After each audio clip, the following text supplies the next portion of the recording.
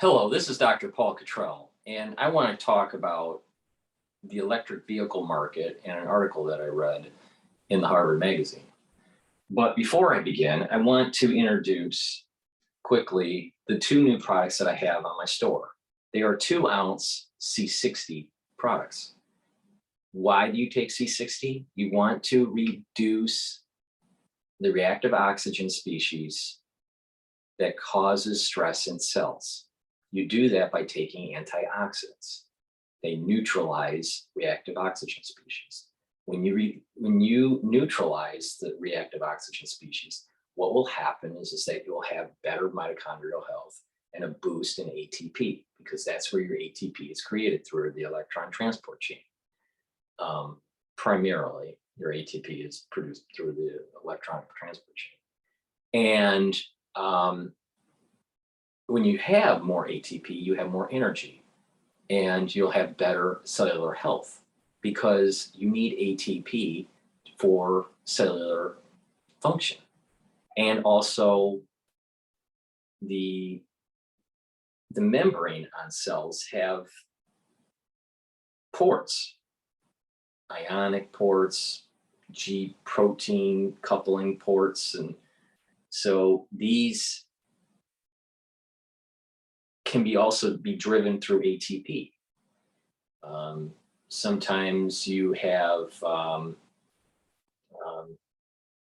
proteins that are embedded in that cellular membrane that are changing ion concentrations from outside the cell to inside the cell. Well, we know that you have a nice flow when you're going from high concentration to low concentration, right?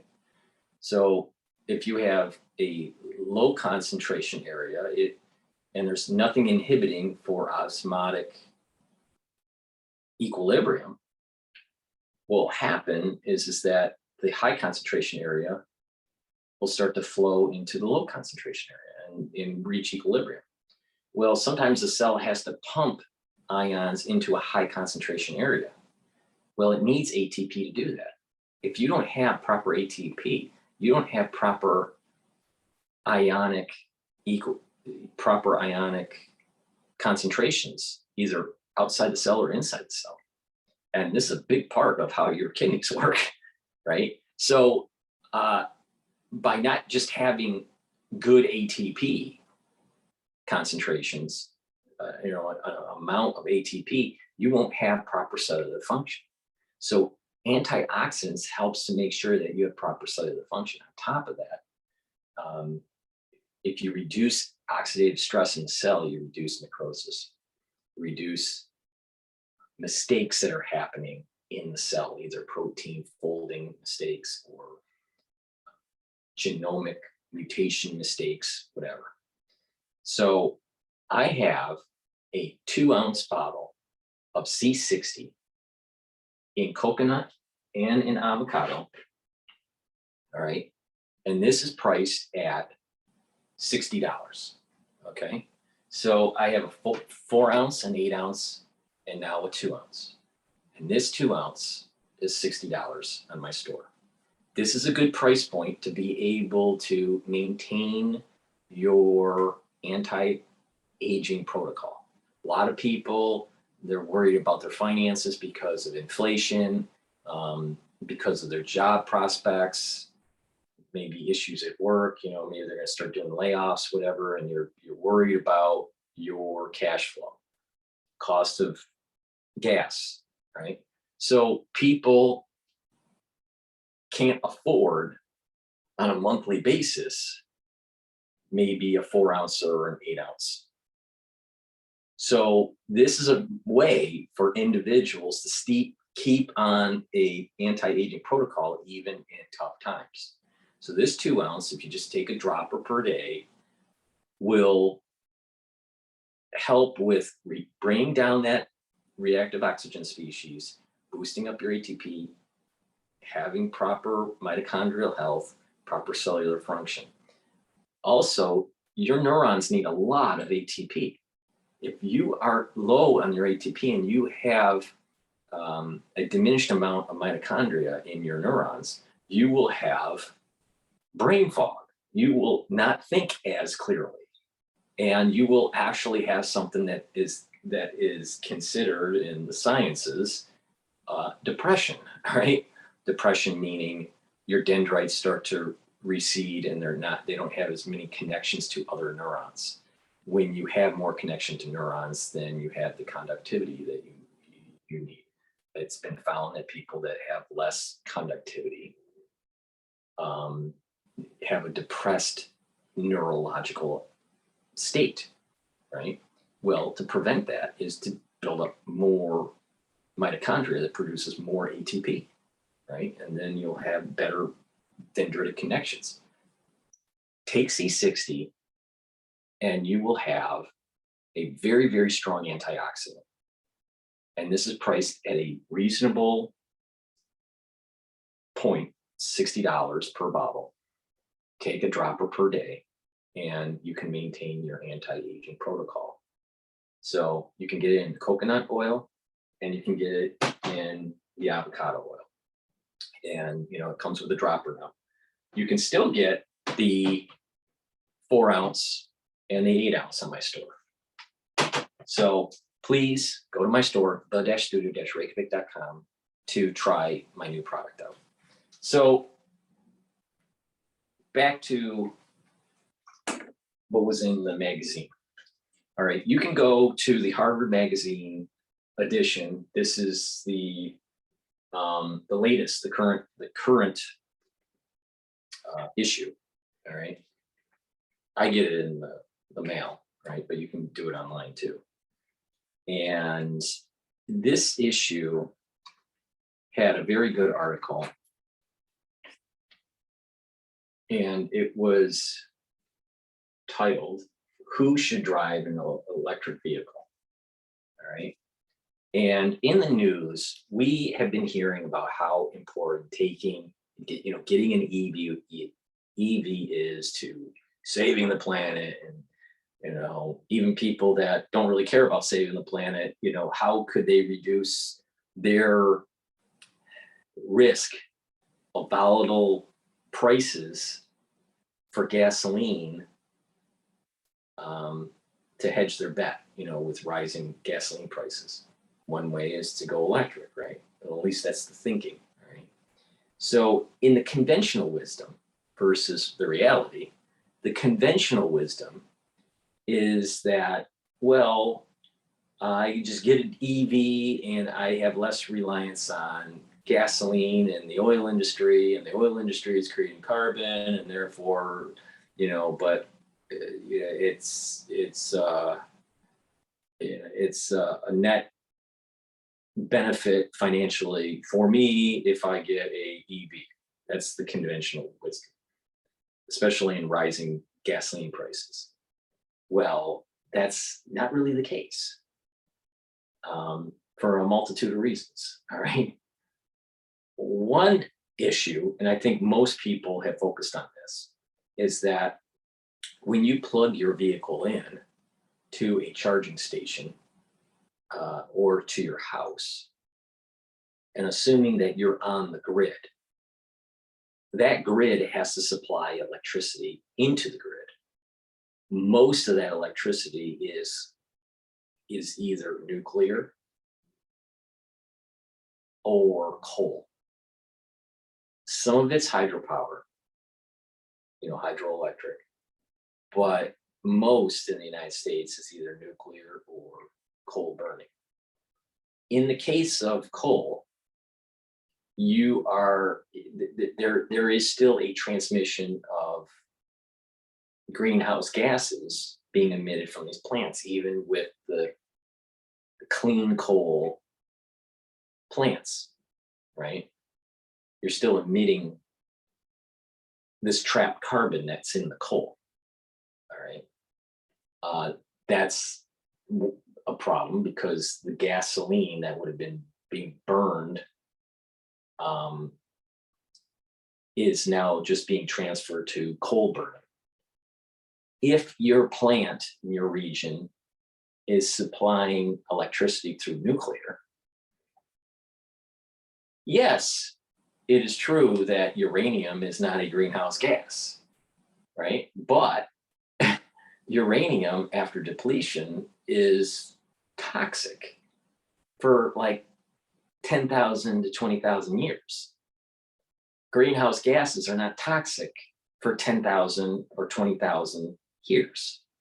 So you're trading off carbon emissions that can be somewhat neutralized and recaptured through the oceans and through plant life, over a generation or 2 generations, meaning human generations, over, less than 100 years. But when you're dealing with nuclear power, the waste is measured in 20 centuries, right? So that's a problem. That's a big problem. So, now you're talking about, 240 generations before you actually see a reduction in the toxicity of these plants. In addition, there is no real good ramp down and decommissioning of nuclear plants. It's pretty much leave it on site and let the toxicity just pile up. There's no cleaning of it. You can clean up a coal plant area, even if there is some sort of environmental negative externality with a coal plant. It's repairable. With nuclear power, it takes a long time to repair that until a new technology is invented, new chemistry is discovered, where you can neutralize these things in a very short amount of time and reduce the radioactivity. We're not there yet. We're way far away from that. In theory, you should be able to take a radioactive substance and turn it into a benign, non-radioactive substance. But we're not there yet, and it's going to be a long time. So for us to say that the whole country needs to go EV, electronic vehicle, and not pay attention to what's the upstream energy production, and how is that affecting greenhouse gases or even other pollution type elements, aka radioactivity. This should not be moved forward until we have upstream and downstream understanding of what we are doing. All right. The upstream aspects are, where's the power being generated? Most of it, like I said, is nuclear or coal burning. Some of it is, not much, is solar, and some of it is hydropower and wind.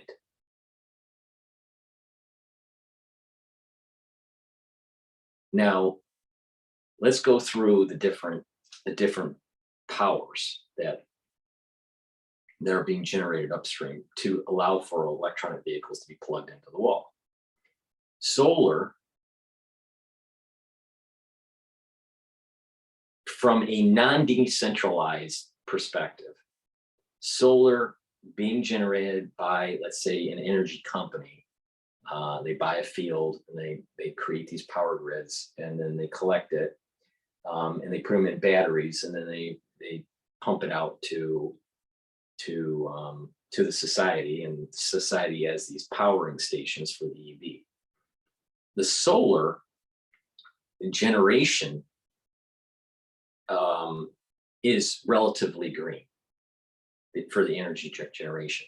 To create the solar panels, there is some, because of the types of materials it's made out of, there is some environmental damage that will that will take place. So you have to not only think about the energy being created, but the individual components within each energy bucket. How much environmental damage will that cause? What's the environmental cost? All right. So solar panels have a relatively low energy cost. Or not energy cost, environmental cost, relatively. All right. The problem is that the energy density is low. So you have to have a lot of these panels all over the place. And what will happen is that now you're collecting energy from the sun because of these panels, but it's covering up the land that would have sequestered carbon, because you're reducing the trees because you need flat land for these solar panels. In addition, grass can also sequester carbon, but because the shade is being casted on the plants, the grass, that will eventually die off or not sequester as much. So we're actually, that type of technology at this moment is actually reducing the capacity of the world. If it's done in mass scale, it reduces the capacity of the world to sequester carbon dioxide, the natural way of the ecosystem to work. Carbon dioxide is created. It is brought back in by the plants, and then the plants create oxygen. So there's this cycle. So we're kind of destroying the cycle of life when we're talking about this solar energy, right? If you go with nuclear, obviously you have the decommissioning problem with the plants. You have the radioactivity problem with the spent fuel. And then you have the environmental damage of the mining of the uranium. And mining operations take water, and water is becoming more, fresh water is becoming more and more of a supply issue. And until we go into massive amounts of desalination of water, and having canals put into the different countries of, from the desalination plant, fresh water is going to be a very scarce resource. So that's nuclear. Coal, the upstream cost of that is obviously the mining operations. Same problem. It causes environmental damage, and it causes water shortage issue because of the mining operations. The burning of it, will cause carbon dioxide. But the benefits of, let's say, of nuclear and coal versus wind or solar is that nuclear has high energy density. Same thing with coal, has high energy density. So you can't get a free. The point I'm making is there is no freebie here. You either get high energy density and you might have environmental degradation, or you can have low energy density, and to be able to get to scale in terms of energy production, it causes farmland issues because you have to have all these panels put up. Then you have wind, which is not very reliable. And a lot of people would say it's, it can cause an eyesore in terms of, the landscape. And then you have, over time,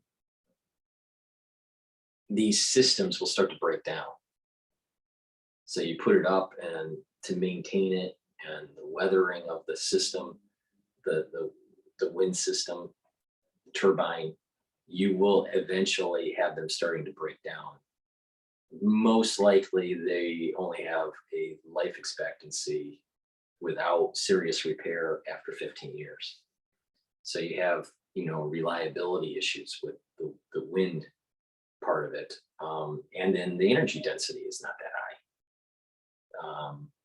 But the environmental impact on that is much lower. Now, the problem is that when you have to replace these turbines, a lot of them are like, they would have to go through a recycling process. And I don't think that there's really a lot of thought in how that's going to be done. There's no freebie in the upstream. Now, the downstream, this is where all the energy people, the Green New Deal kind of people, the ones that are pushing climate change agenda, they keep on focusing only on the downstream effects and not the effects of the upstream. Okay, now let's get back to a EV vehicle.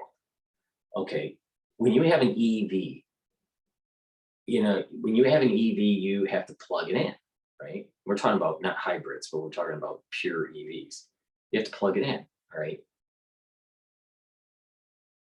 Again, you're still burning coal for that electricity. But even if they switch to solar or to nuclear, you still have environmental damage that is taking place that affects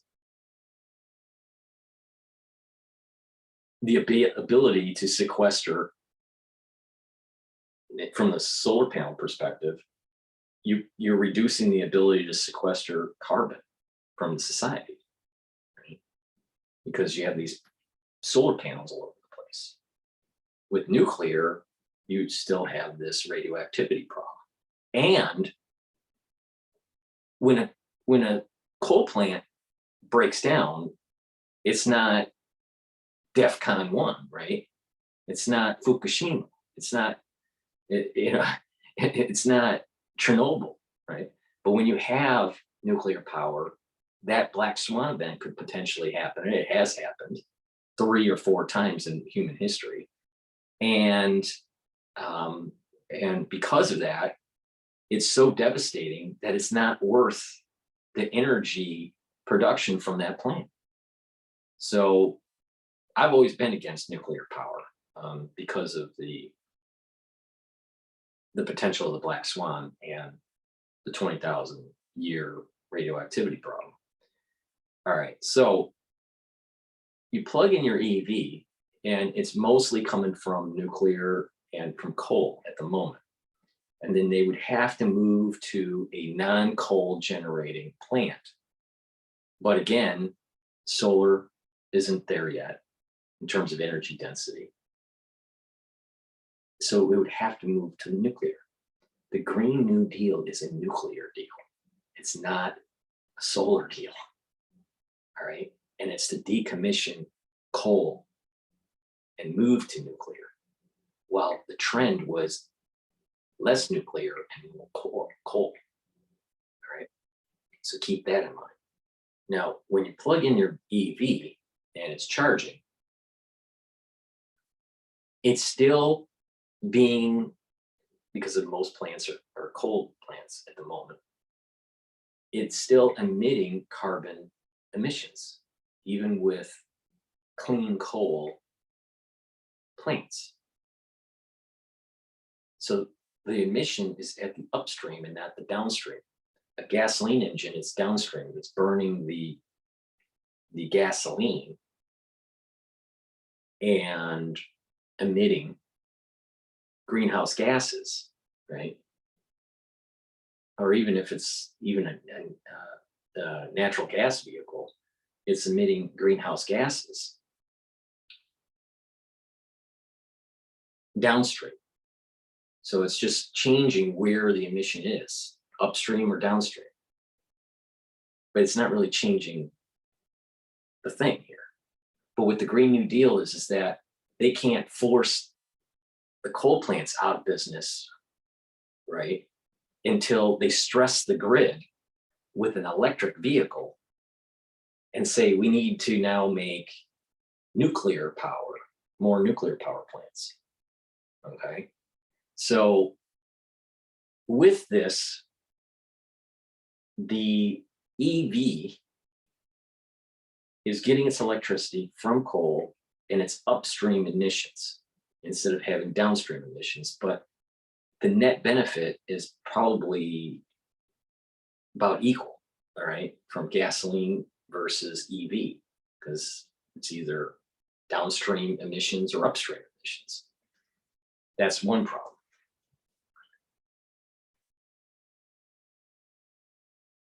Then there are the people out there that will say, well, what if I put solar panels on my house and I charge the car through the generating energy that the house provides?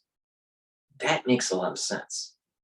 But that would only work if you are in like suburbia. You can't do that in an urban environment where you have a car, because in an urban environment, you don't have a rooftop. Because in an urban environment like New York, you have maybe 20 or 30 or 40 stories, and each story has maybe 10 or 15 or 20 units, right? So it's 20 by 20, right? Each floor is 20 units. There's 20, let's say 20 floors, and then you have a rooftop. Well, the rooftop could generate electricity, but the rooftop would not be enough to be able to generate electricity for the units and to be able to generate enough electricity for charging vehicles. So there is a power, again, goes back to the power density problem with the solar panels. Now, there is some talk about paints being applied or windows being installed that can generate electricity. And in an urban environment, each unit could generate electricity through this new type of technology. But this is rudimentary at this moment. It's not prime time yet. So it's in the development phase. But there is the potentiality of paints and windows that can be installed that can generate electricity that could help the urban problem. But again, not prime time, and because it's not prime time, you know, we're moving EV too quickly, and it's going to stress the grid. Now, from an economic point of view, from an economist point of view, from a finance guy point of view, what's going to happen is that by stressing the grid, energy prices are going to go up. Even, and when I say energy prices, it's going to be gasoline and electricity. The reason being is that there's going to be more stress on the grid when people purchase EVs. They don't have enough solar panels being generating energy at the decentralized level, like suburbia, where you're off the grid. And because of that, energy prices are going to start to rise. There's going to be brownouts, and you know, and you're already hearing the problem in California that they're having issues with running during hot days, charging vehicles and running appliances and air conditioners in the summertime. So, but you're going to hear this not just in California in a hot summer day. You're going to hear this more often throughout the year across the country when this happens. And I think the canary in the coal mine was what was going on in Texas just a couple of years ago when they had a shortage of energy.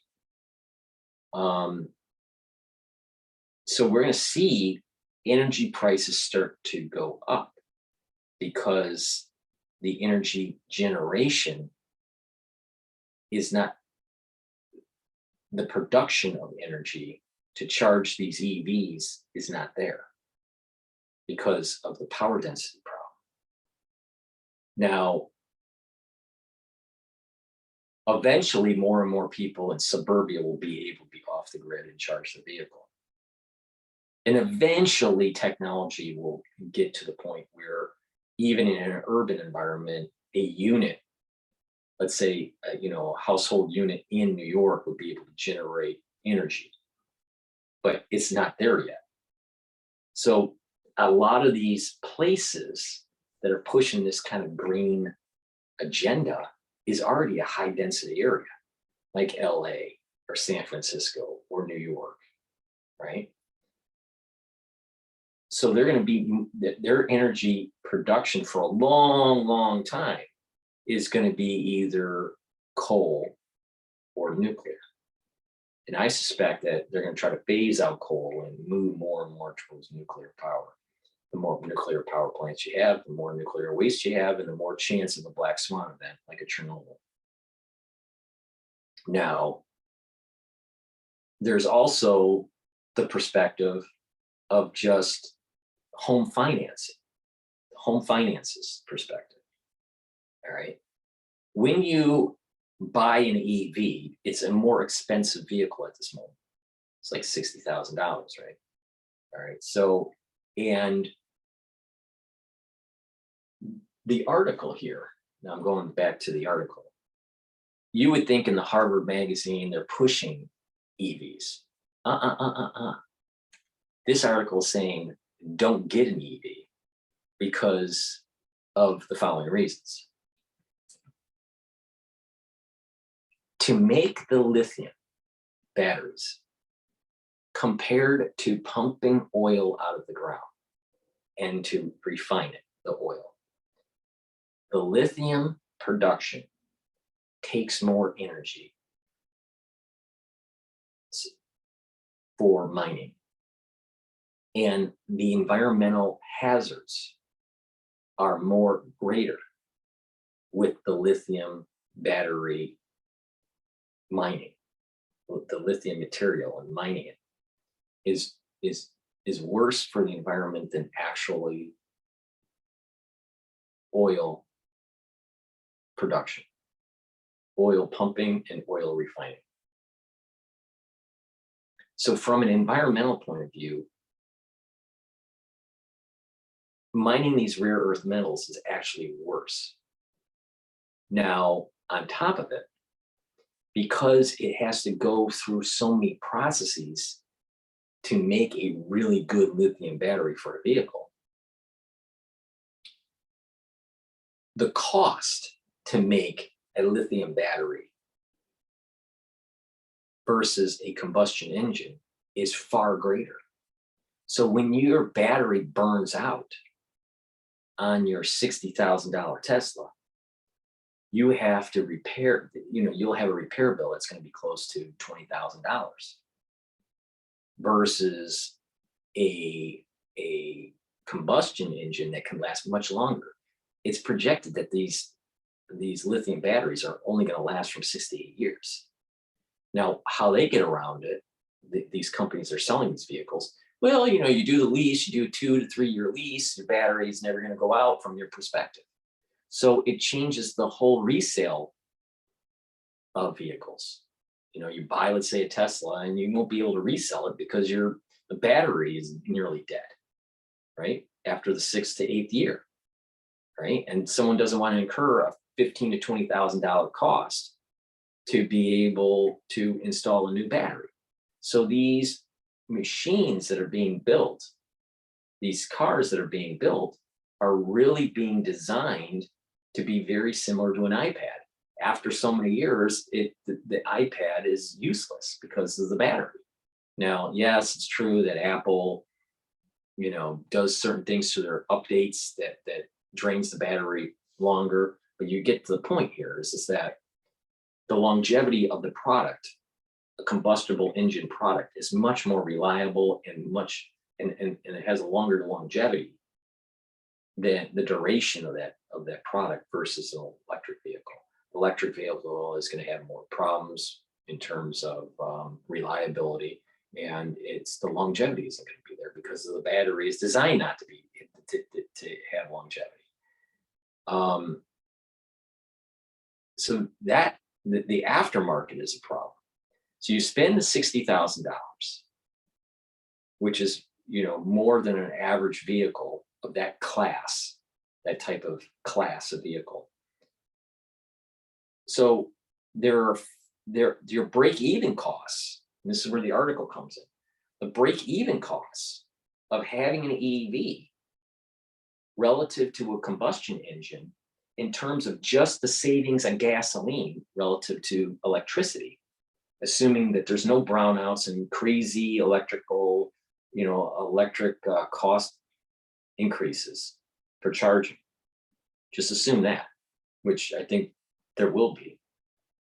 But assume that electricity maintains a competitive advantage to gasoline. All right. What will happen is that it takes almost 3 years to break even on an EV compared to a gasoline engine in terms of your costs to fuel your car. Let me repeat, you have to fuel your car with electricity on an EV for just under 3 years before you break even. But the battery is only going to extend the life 3 to 5 years after that. It's not a reliable functioning device yet. It's too early. Now, if they bring up more energy production for electricity, perhaps what will happen is that the electricity costs will go down and your break-even point will be, instead of 3 years, 2 years. All right. Now, if you're in suburbia, it's even worse. All right. Because if you want, the real right way to do this from the environmental standpoint and from, all right, it would be put the energy panels on your house, solar panels on your house, and you charge your vehicle in your garage, and it's the solar energy is charging your vehicle and running your house, and you're off the grid, right? But that's because there's gonna be so many people doing this, the cost to install these panels and the maintenance cost for the panels is gonna be such that it's going to be in the realm of $20,000 on top of the cost for the EV. So your break-even point is even farther from the 3. You may have to have multiple EVs to start breaking even. So from an economic point of view, it ain't there relative to gasoline. So the 3 big takeaways from this article that you should read, and if you don't get the magazine, you can get it online. It's harvardmagazine.com. And it's the current issue. The front cover of the issue is like this, okay? There's also a article that I haven't read yet about long COVID. But this particular article, who should drive in an electric vehicle? That's the title of the article. Read it. But the 3 big takeaways is that the article is not pushing EVs. It's actually anti-EV from my reading of it. 2, that the environmental damage of mining the lithium and the rare earth metals for production of these batteries, these green people aren't talking about, that there are upstream pollution effects.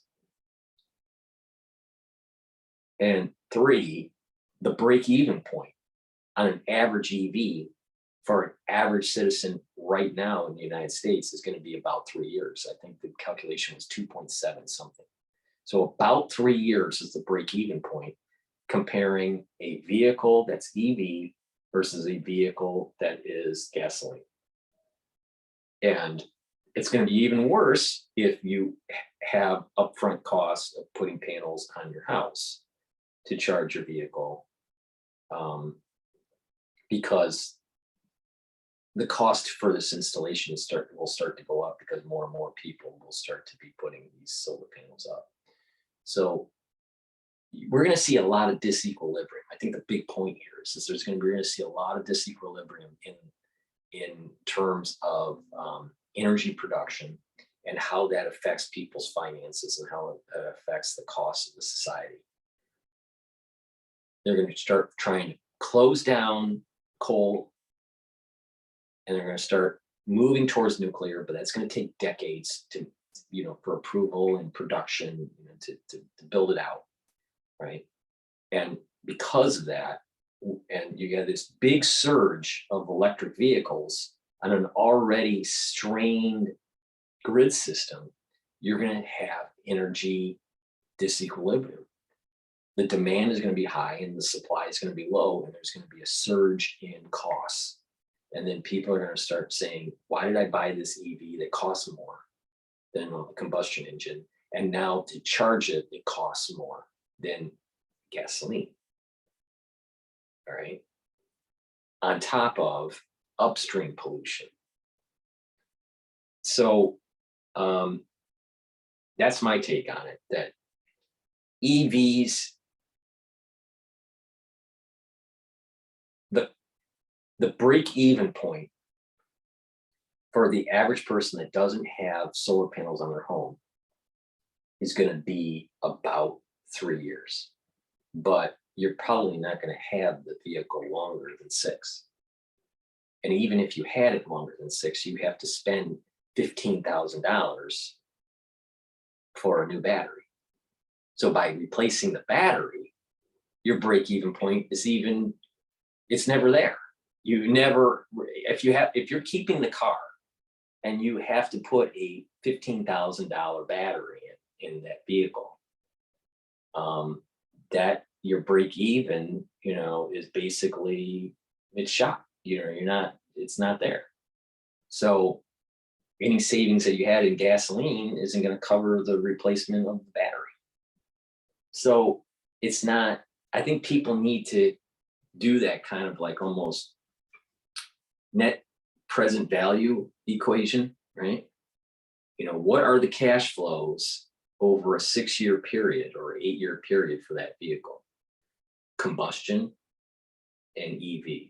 And I think what you'll notice is that the cost to run the EV is actually higher than the cost for a gasoline engine. And that whole cost is the maintenance cost, your loan payment, your insurance, the parking, the fueling of that vehicle, and the maintenance of that vehicle, everything, all encompassing costs. And I think that in the end, you'll start to realize that the cost to have an EV is actually more expensive. All right. Especially if you don't have panels on your house, but still your break-even point on the panels is going to be, out to a decade or so. And if you end up not leasing the vehicle and you have this vehicle for more than 6 years and you start having problems with the battery, and that it may need to be serviced or replaced. That's my take on it. And I think that you should read this article and see if you come to a similar conclusion. So thank you for listening. Please subscribe to all of my channels. I have 3 channels on YouTube. I have a Brighteon Channel, Rumble, and Bitchute. Please subscribe to GETTR and my Twitter account to get updates about my thoughts and what's going on with the videos that I'm going to be publishing. Please subscribe to Patreon, and you, for a nominal fee, will be supporting my work on different topics. And you can go to my website, the-studio-reykjavik.com, and donate through Stripe or PayPal on my homepage at the bottom of the page. But better yet, please go to my store and purchase the health products that I offer. I offer nano silver gels and liquids that help neutralize pathogens. I sell boomer products that are supplements, huge amount of supplements, omega-3, B complex, vitamin C, multivitamins,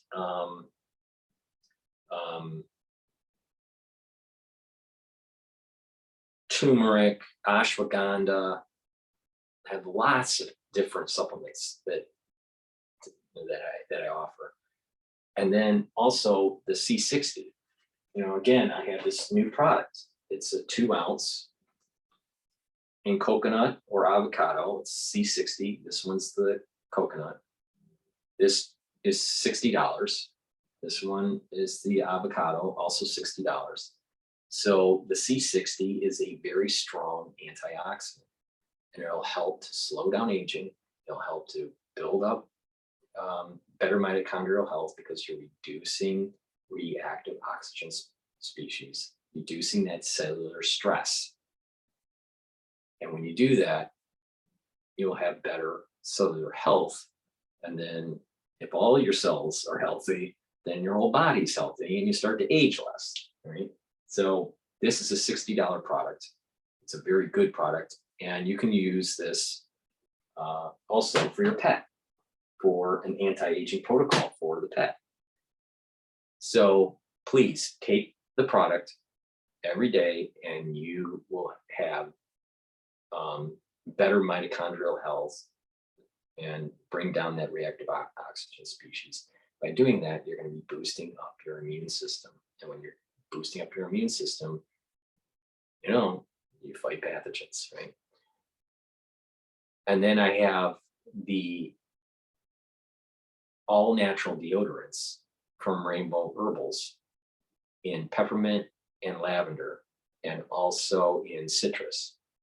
Try that and you will be amazed at the all natural ingredients of these deodorants.